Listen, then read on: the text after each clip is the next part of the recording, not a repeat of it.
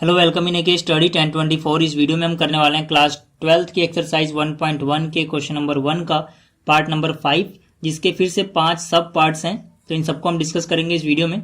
और देखिए, इस क्वेश्चन में हमें बताना है कि जो रिलेशन हमें गिवन है वो रिफ्लेक्सिव, सिमेट्रिक एंड ट्रांजिटिव है या फिर नहीं है।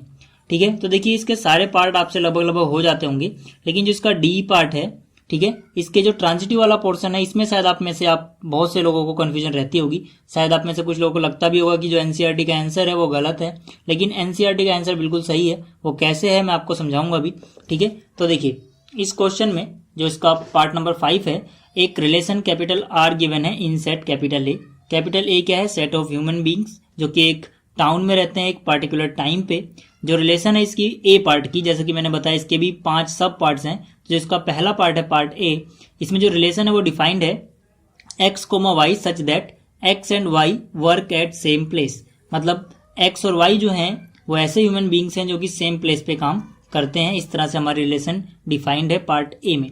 तो जैसे कि मैं पिछली वीडियो में बता चुका हूं कि रिफ्लेक्सिव, सिमेट्रिक, ट्रांजिटिव क्या होता है, एक बार रिवाइज कर लेते हैं। पहले रिफ्लेक्सिव की बात करते हैं। कोई भी रिलेशन आर जो कि सेट ए में डिफाइंड हो वो रिफ्लेक्सिव होगी अगर ए कोमा ए बिलोंग करता है रिलेशन को for all A belongs to set ए।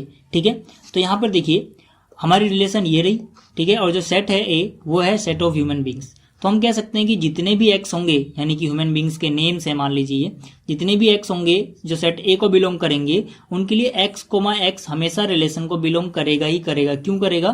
क्योंकि यहाँ पे एक्स और एक्स जो है ना, ये सेम पर्सन के नेम्स हैं, मतलब सेम पर्सन ही है। ठीक है, तो जब सेम पर्सन होगा तो जाहिर सी बात है वो अलग अलग जगह तो काम नहीं करेगा, वो एक ही जगह काम करेगा। तो हम कह सकते हैं कि एक्स कोमा एक्स जो है वो रिलेशन को बिलोंग करते हैं। अगर ऐसा है तो डेफिनेशन के हिसाब से जो रिलेशन होगी वो रिफ्लेक्सिव होगी। अब बात करते हैं कि ये रिलेशन सिमेट्रिक है या नहीं है। देखिए, अब सिमेट्रिक होने के लिए क्या होता है कि अगर A1 कोमा A2 रिलेशन को बिलोंग करता है तो इसका उल्टा है, मतलब A2 बाद में है तो आप पहले लिखो और A1 पहले था तो आप बाद में लिखो। तो A2 A1 भी रिलेशन में होना चाहिए। तो यहाँ पे मान लेते हैं कि एक्स कोमा वाई जो है वो रिलेशन को बिलोंग करता है। अगर ऐसा है तो हम कह सकते हैं कि ये तभी हुआ होगा जब एक्स और वाई जो है वो सेम प्लेस पे काम करते हो, क्योंकि डेफिनेशन ये रिलेशन की। ठीक है ना, तो अगर ऐसा है तो एक्स और वाई सेम प्लेस पे काम करते हैं।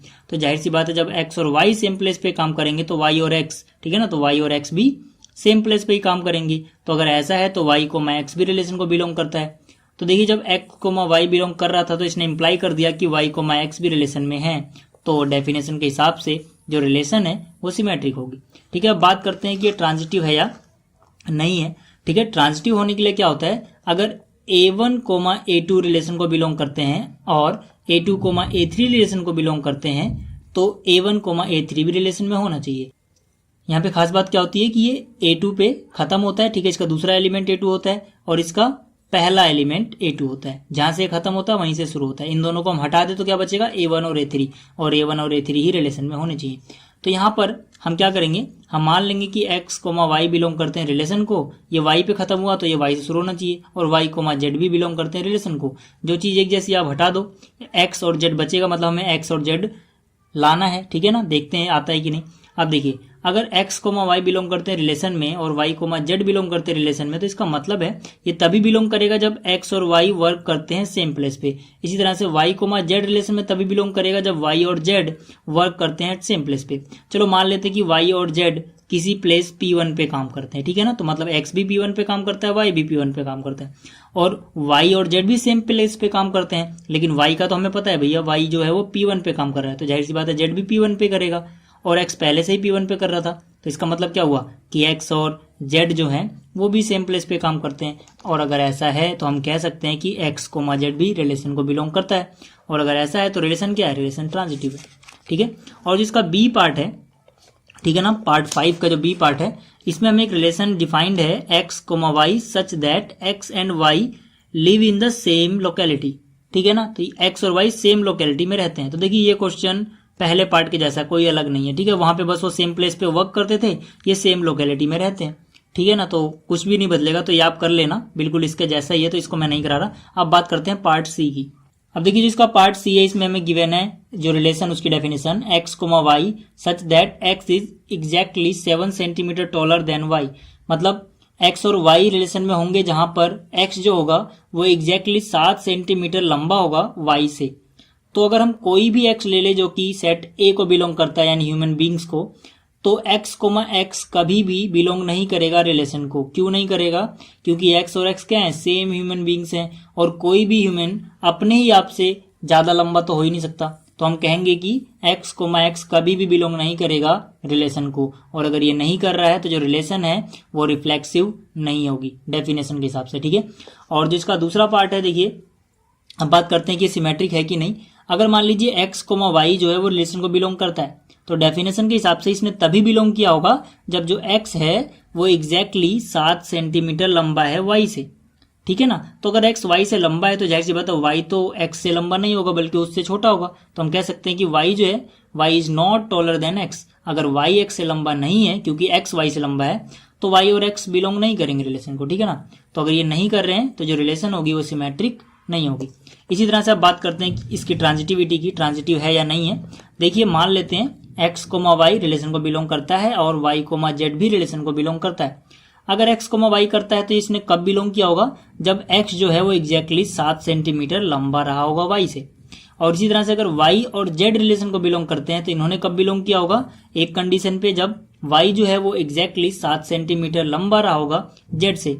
अब देखिए जो x है वो y से लंबा है, y जो है वो z से लंबा है, साथ साथ, ठीक है। तो हम कह सकते हैं कि जो x और z है उनका डिफरेंस कितना आ गया होगा? यहाँ से 7 और यहाँ से 7, 14 सेंटीमीटर। तो जो x है वो एग्जैक्टली 14 सेंटीमीटर लंबा होगा z से, ना कि 7 सेंटीमीटर। तो इसका मतलब है कि x और z रिलेशन को बिलोंग नहीं करते क्योंकि इनके बीच में एग्जैक्टली 7 का गैप नहीं आ रहा है, ठीक है ना। तो जो रिलेशन होगी वो ट्रांजिटिव नहीं होगी।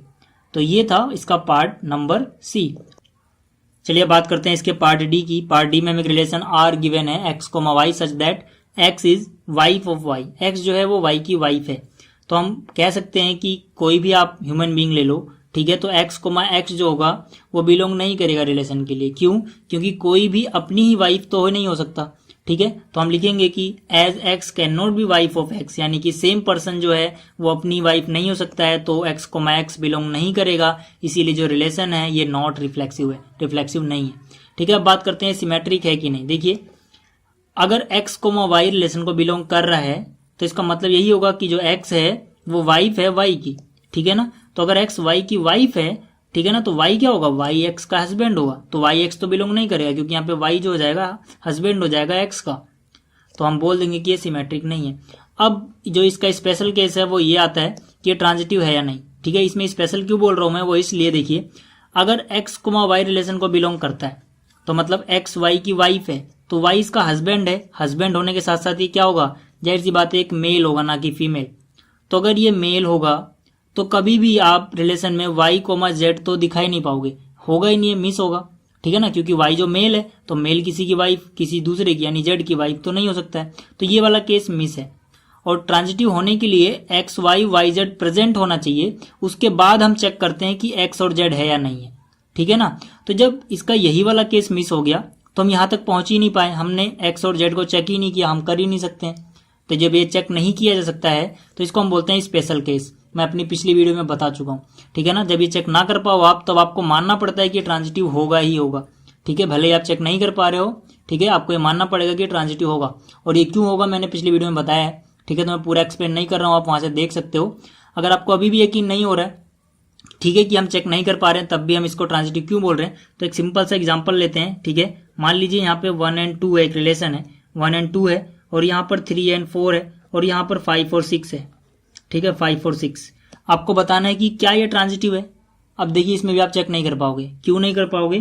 क्योंकि इसमें चेक करने के लिए आपको एक ऐसा केस होना चाहिए कि जब ये A2 पे खत्म हो रहा है तो ये A2 से शुरू होना चाहिए, तब आप ये चेक करते हो। लेकिन अगर A2 पे खत्म हुआ और ये A2 से शुरू होने वाला हो ही ना, तब आप यहाँ तक कभी नहीं पहुंच सकते, ठीक है। तो इस केस को हम बोलते हैं इसमें स्पेशल केस, और इसमें हमें मानना होता है कि ये ट्रांजिटिव है। अब जैसे कि यहाँ पे ले लो, यहाँ पर देखिए ये 2 से खत्म हुआ, 2 से शुरू होने वाला कोई है ही नहीं। ये 4 से खत्म हुआ, ठीक है ना, इसका दूसरा एलिमेंट 4 है, 4 से कोई है ही नहीं। ये 5 से शुरू हुआ, 5 से कोई है ही नहीं। तो आप इसे बोलोगे कि ये ट्रांजिटिव है, भले क्योंकि आप चेक नहीं कर पाए। मतलब A1 A2 तो है, फिर A2 से शुरू होने वाला कोई और है ही नहीं। इसी तरह से यहाँ पे एक्स वाई तो है, वाई जेड ही नहीं है, तो आप एक्स जेड तो चेक ही नहीं कर सकते। तो ये था मेरा कहने का मतलब कि ये ट्रांजिटिव क्यों है, ठीक है। आप एनसीईआरटी में देख सकते हो ट्रांजिटिव होगा। फिर से मैं बोल रहा हूँ, अगर हम चेक नहीं कर पाते हैं तो उसे स्पेशल केस बोलते हैं और उसे हम मान लेते हैं कि वो ट्रांजिटिव है। अब बात करते हैं इसके ई पार्ट की। अब देखिए जिसका पार्ट ई है इसमें हमें एक रिलेशन आर गिवन है x comma Y such that x is father of y, x जो है वाई का वो फादर है।